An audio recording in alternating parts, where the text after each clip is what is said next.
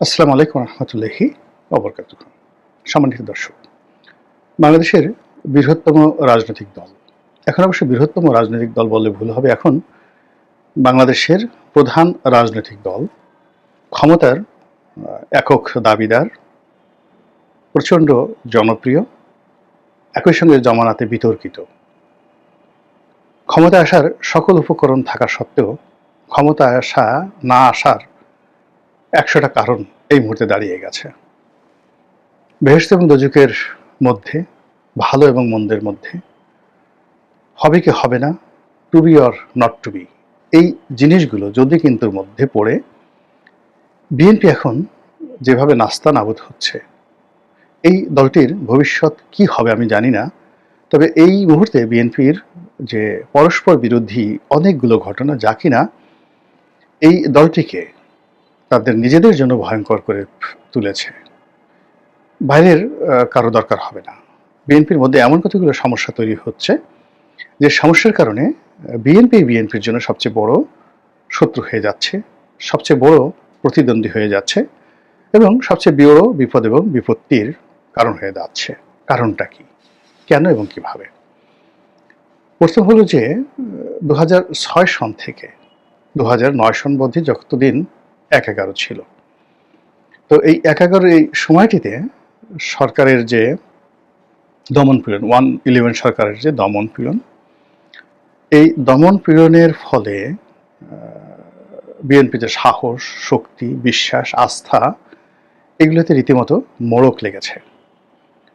আপনারা যারা সায়েন্স জানেন, এই যে আমি যে ঘাড় সোজা করে আছি, তো এই ঘাড় সোজা করার জন্য আমাদের পেছনে কয়টি হাড় রয়েছে ঘাড়ের পেছনে? এর মধ্যে 3টি হাড়, যেটিকে বলা হয় C5, C6, C7, 3টি হাড়। মানে সি হাড় নম্বর 5, 6 নম্বর এবং 7 নম্বরের 3টি হাড়, যেগুলোকে C5, C6, C7 বলা হয়। এই 3টি হাড়ের গঠন, ক্ষয়, শক্তিমত্তা, এই হাড়গুলোর মধ্যে যে চটচটে ভাব, এগুলোর যে স্মুথনেস, এর উপরে কিন্তু একটা মানুষের ব্যক্তিত্ব, একটা মানুষের জিদ, একটা মানুষের বিজয়ী হওয়ার সবকিছু নির্ভর করে। যদি কাউকে মানসিকভাবে নির্যাতন করা হয়, কেউ যদি অবদমিত হয়, দীর্ঘদিন ভয়ের মধ্যে থাকে, আতঙ্কের মধ্যে থাকে, এই 3টি হাড়ের সর্বনাশ ঘটে যায় এবং মানুষ মেরুদণ্ডহীন হয়ে পড়ে। একইভাবে L32 অ্যান্ড L33, আমাদের যে কিডনি এবং যে হাড্ডির যে পায়ের সাথে কোমরের যে একটা জয়েন্ট, এখানে দুটো হাড্ডি রয়েছে, যেটিকে যেটাকে বললাম 26 এবং L27, এই দুটো হাড্ডি। এবং এই দুটো হাড্ডি থেকে যে রগ, এই রগই আপনার জেনিয়াল, মানে আপনার পুরুষাঙ্গ, আপনার নারীর অঙ্গ, আপনার জননাঙ্গ, আপনার যেটাকে বলা হয় বল, পুরুষের যে অন্ডকোষ, মানে এই দুটো হাড্ডি থেকে যে শিরা উপশিরা এসেছে, ওই শিরা উপশিরার উপর ভিত্তি করে আপনার প্রজনন ক্ষমতা, আপনার পৌরুষত্ব, আপনার শরীরের ব্যালেন্স সবকিছু নির্ভর করে।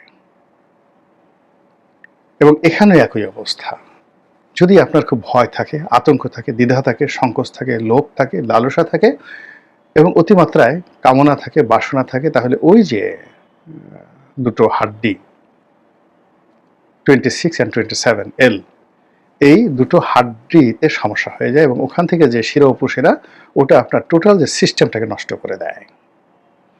আমাদের যে বিএনপির যারা লোকজন, জামাতের যারা লোকজন দীর্ঘদিন ধরে, সেই 2006 থেকে 2025 পর্যন্ত তাদের উপর যে চাপ পড়েছে, তাতে এই শরীরে যে গুরুত্বপূর্ণ ঘাড়ের 3টি হাড় এবং তাদের যে জেনিয়াল যে অংশটি, এটির যে দুটো হাড়, এখানে প্রচণ্ড চাপ পড়েছে। ফলে কি হলো, এই যে একটা অনুকূল পরিবেশ শেখ হাসিনা চলে যাওয়ার পরে, এই অনুকূল পরিবেশটিকে কাজে লাগানোর জন্য বিএনপি এবং জামাত, তারা তাদের শরীর, তাদের মন, তাদের মানসিকতাকে সঠিকভাবে কাজ করতে, মানে কাজে লাগাতে তারা পারছে না। যেহেতু আমি জামাত নিয়ে আলোচনা করছি না, আমি বিএনপি নিয়ে আলোচনা করছি। বিএনপি গত ১ মাসে তারা যে ধৈর্য প্রদর্শন করেছে এটা অস্বাভাবিক। মানে রাজনীতিতে আসলে এতটা ধৈর্য এত বড় রাজনৈতিক দলের জন্য বুমেরাং হয়ে যায়, যেটা বিএনপির জন্য হয়ে গেছে। ফলে ছাত্রদল এখন ইচ্ছা করলেও যে বিভিন্ন সংসদ নির্বাচন, কলেজ সংসদ, বিশ্ববিদ্যালয়ে যে ছাত্র সংসদ, বিশ্ববিদ্যালয়ে যে চিরাচরিত আধিপত্য এবং ওখান থেকে সেই আধিপত্যকে কেন্দ্র করে রাজপথে দলকে শক্তিশালী করা, এটা গত ১ বছরে তারা দাঁড়াতে পারেনি। এবং বিএনপি যদি ক্ষমতায় এসে যায় আর তখন যদি এই ছাত্রদল তারা রাতারাতি ১৮০ ডিগ্রি অ্যাঙ্গেলে শক্তিমত্তা দেখাতে চায়, তাহলে ছাত্রলীগের যে দুর্নাম বদনাম হয়েছে তার চেয়ে ১০০ গুণ দুর্নাম বদনাম হবে। এর কারণ হলো ছাত্রলীগের ওই যে যে রানের সাথে যে দুটো হাড্ডি আর ঘাড়ের সাথে যে ৩টা হাড্ডি, এই হাড্ডির মানে পছন্দ হয়নি বা সেই হাড্ডিতে ক্ষয়ক্ষতি হয়নি। এর কারণ হলো খুব অল্প সময়, মানে ২০০১ থেকে ২০০৯ পর্যন্ত এই সময়টা ছাত্রলীগের জুলুম অত্যাচার চলেছে, কিন্তু সেই ২০০৬ থেকে ২০২৫ পর্যন্ত সুদীর্ঘকাল ধরে বিএনপি ছাত্রদলের উপর যে জিনিসটা হয়েছে এটা হয়নি। এর ফলে কি হলো, তাদের এই যে এখন দুঃসময় তারা যেভাবে মাথা নুইয়ে রেখেছে, এনসিপি তাদেরকে বলছে যে শহীদ মিনার অনুষ্ঠান করা যাবে না, তারা একেবারে ভদ্র বালকের মতো শাহবাগে চলে এসেছে। ঢাকা বিশ্ববিদ্যালয়ে ছাত্র শিবির তাদেরকে ধমক দিচ্ছে, এনসিপি তাদেরকে ধমক দিচ্ছে। প্রতিটি মুহূর্তে তাদের মধ্যে তোয়াজ এবং তদবির থেকে শুরু করে আবার তারা এই যে পদ পদবি যারা পেয়েছে সেগুলো রক্ষা করার জন্য দলের শীর্ষ নেতাদের সঙ্গে যেভাবে তারা মাথা নোয়াচ্ছে, ঘাড় নোয়াচ্ছে, অবনত হয়ে থাকছে, এই সব কিছু এটার যে কার্যক্ষমতা নষ্ট করে দিচ্ছে।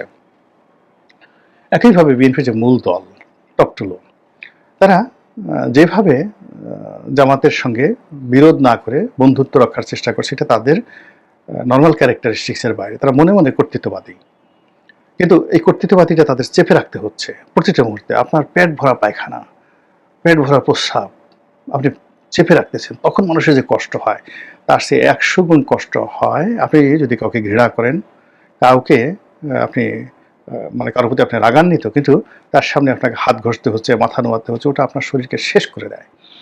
এখন বিএনপি জামাতের ব্যাপারে খুব বিরক্ত। তারা চাচ্ছে মতো ছাঁচা দেওয়ার জন্য, আচ্ছা মতো তাদেরকে একটু শিক্ষা দেওয়ার জন্য, কিন্তু তারা মনে করছে যে এই সময় যদি এটা করি আর্মি কি মনে করবে, পুলিশ কি মনে করবে, দেশবাসী কি মনে করবে, নির্বাচন হলে ভোটার দেবে কিনা। আচ্ছা ঠিক আছে, যদি কোনোদিন ক্ষমতা আসি এমন ডলা দেবো, চিপড়ানো দেবো, গামছা ৪-৫ জনে ধরে চিপড়ায় যেভাবে রস বের করে ঠিক ওরকমভাবে রস বের করবো। ফলে এই যে তাদের মনের যে চিন্তা আর তার সঙ্গে সঙ্গে বাহ্যিক যে অঙ্গভঙ্গি, এই দুয়ের মধ্যে যে রসায়ন, সেই রসায়নে তারা ক্রমশ শক্তিহীন হয়ে পড়ছে, বুদ্ধিহীন হয়ে পড়ছে, অসহায় এবং দুর্বল হয়ে পড়ছে। এটাই সাইকোলজি। এরপর ডক্টর মোহাম্মদ ইউনূসের কথা চিন্তা করেন। তো তার মনোরঞ্জনের জন্য, তাকে রাজি খুশি করার জন্য বিএনপি সর্বোচ্চ চেষ্টা করছে। বিএনপি বহুবার যমুনাতে গিয়ে অপমানিত হয়েছে, বহুবার বহু ক্ষেত্রে তাদেরকে ছাড় দিতে হয়েছে এবং প্রতি মুহূর্তে তারা ছাড় দিয়েই যাচ্ছে।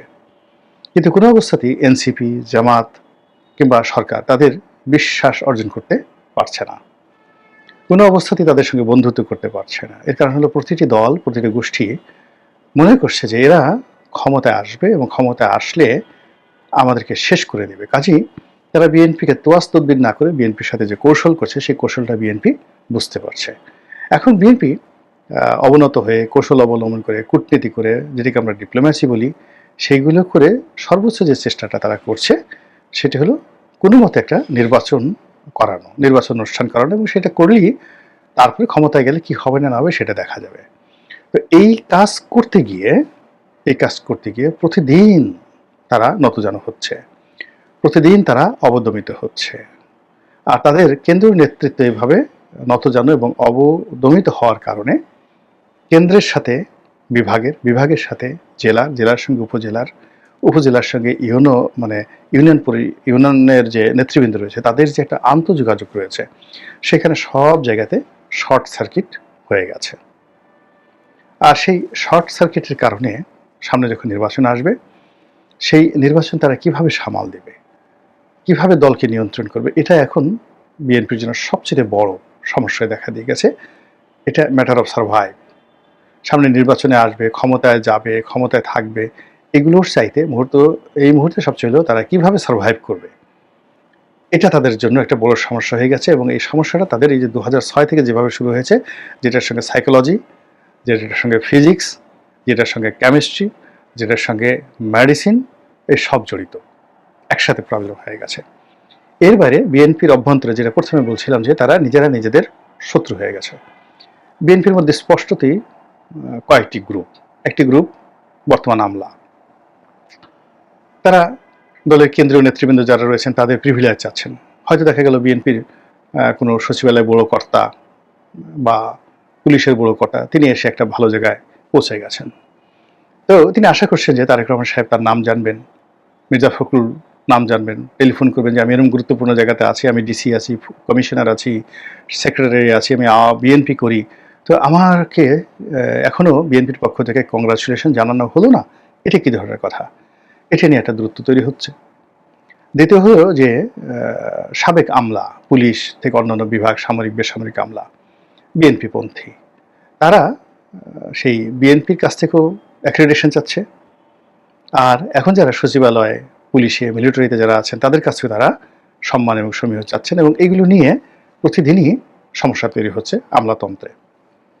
এরপর হলো বিএনপি মাইন্ডেড ব্যবসায়ীরা, তারা লোন চাচ্ছেন এই সময়টাতেই, ব্যাংক চাচ্ছেন, বিমা চাচ্ছেন, আর অনেক কিছু। এবং এর মধ্যে বিএনপি যারা ধড়িবাজ আমি দেখলাম, এরা গত সেই ছাত্র জীবনে ছাত্র দল করতো, সবকিছু করতো, কিন্তু আশ্চর্য ব্যাপার হলো যতবারই ক্ষমতায় এসেছে বিএনপি, ততবারই এরকম আমি অন্তত 10 জন লোককে চিনি, তারা বিভিন্ন মন্ত্রীর এপিএস হয়েছে, পিএস হয়েছে, কোনো ব্যাংকের ডিরেক্টর হয়েছে, তারপর আয় করেছে, টাকা পয়সা, গাড়ি বাড়ি সব কিছু করেছে। এরপর যখন বিএনপির ক্ষমতা চলে গেছে, তারা গা ঢাকা দিয়ে টুপ করে চলে গেছে।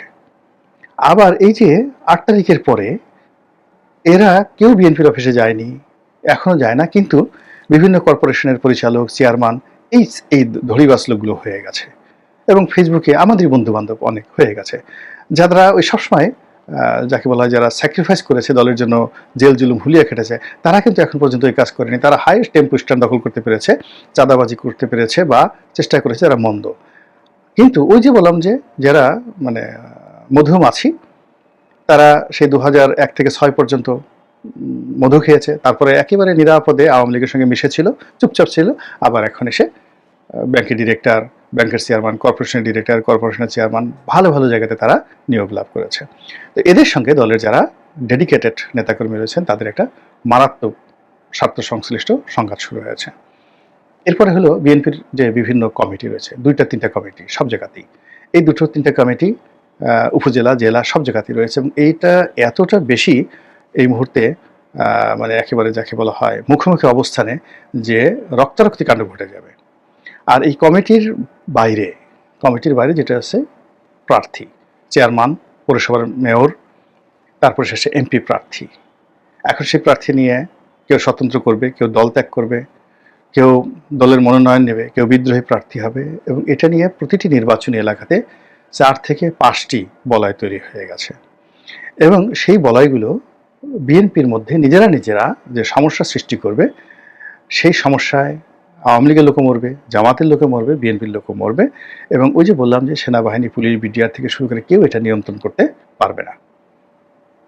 আমি জানি না এবং বুঝিও না যে বিএনপির যারা কেন্দ্রীয় নেতৃবৃন্দ তারা এই বিষয়গুলো কতটা ওয়াকিফল, এবং তারা এই সমস্যাগুলো কিভাবে সমাধান করতে চাচ্ছেন। তারা কি মনে করছেন যে তারেক রহমান আসলে সব কিছু করে ফেলতে পারবেন, তিনি এসে ল্যান্ড করার সাথে সাথে সব অটোমেটিক হয়ে যাবে, কিংবা তিনি কোনো একটা জেলা শহরে গেলে অটোমেটিক হয়ে যাবে? না, বরং এই অবস্থার মধ্যে তারেক রহমান সাহেব আসলে সমস্যা আরও বাড়বে, তার নিজের জীবন ঝুঁকিপূর্ণ হয়ে পড়বে। এটাই আমার ব্যক্তিগত মূল্যায়ন। মহান আল্লাহ আমাদের সবাইকে হেদায়েত দান করুন এবং হেফাজত করুন। আসসালামু আলাইকুম ওয়া রাহমাতুল্লাহি ওয়া বারাকাতুহু।